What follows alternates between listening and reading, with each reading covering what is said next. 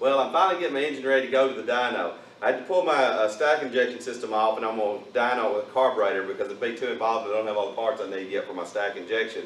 And so I'll buff this one on here, and we'll run it with a carburetor on it.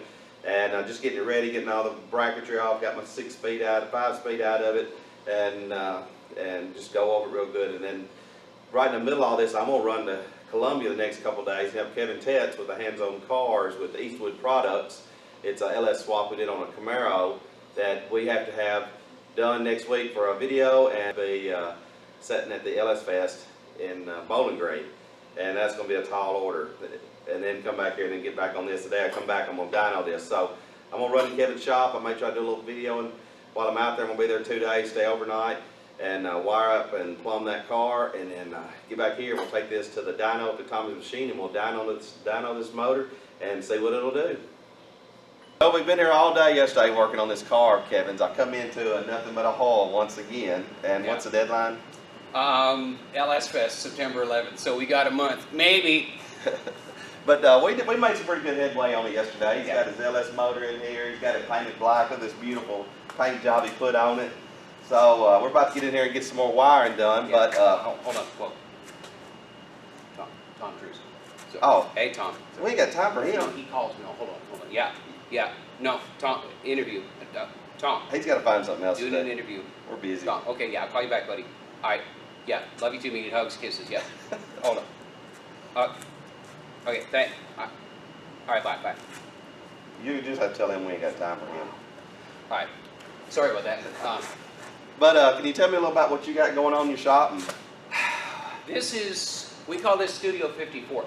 I lucked up on these buildings. They're all, it's a great facility for me to build cars and film the process. I do a lot of work with Eastwood, and this is my Eastwood studio. So, of course, sled here's got all Eastwood products on it, all Eastwood paint, insulation, the radiator. Eastwood is just branching out in what they make available to the aftermarket.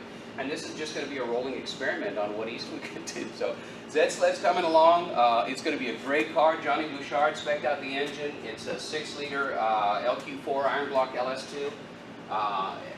It's cammed up, Holley EFI system, Holley's supporting us, Vintage Air's supporting us, National Parts Depot. We're getting a lot of love because not many people are doing these soft bumper cars. And it's just a nice platform. They're available. I got this one for less than $2,000, drove it up on the trailer, and we started into it about a year and a half ago. It's going to be a great little car. But over here, this is something I've been working on for almost about a year and a half now. This is This is a 1934 Packard with a Dietrich body. I'm not doing the restoration, I'm just doing the paint job. It belongs to a gentleman up in Nashville, and it's a very, very rare car. One of just a few with the hand-built Dietrich body on the back. Of course, that's a cover on the top just to protect the upholstery, but it's a beautiful car. You hit the starter on this thing and it lights up, and it just... The features on this car from 1934 are unbelievable. It's got a self-oiling chassis. It's got automatic vacuum advance. It's got a thermostatically controlled radiator to where once it reaches temperature, the fins open up on their own with a cam-based thermostat. It's all mechanical. It's got automatic cigarette lighters that pop up when they're lit without an electrical system. It's genius. It's an amazing vehicle. I'm so proud to have my hands on it. And it's kind of wine in 1934. Golly. And it's just a beautiful old car. It's a quintessential Al Capone gangster car. This is spare tire mount. It's got the twin spare tires with covers on the side. It's huge. It's huge. And of course, we just finished painting the frame, period correct, with a brush, just like they did in 34 at the Packard assembly plant. And it's a labor of love for the owner of the car, and it's a privilege for me to have my hands on something like this. And it's so crazy having this, which is worth more than 2 of my houses, next to my old beat-up Camaro that we're resurrecting out of catalogs. And it's just kind of cool. You know, you and I were talking about the other day how cool it is to be able to do what we do. And I wake up and I think, what am I going to do today? Well, and then, of course, the reality comes in. And there's lots to do, and it's stressful, and there's deadlines and all the stuff. But how lucky and how blessed are we to be able to do what we do? This is awesome, you know? I'm full. I know I am.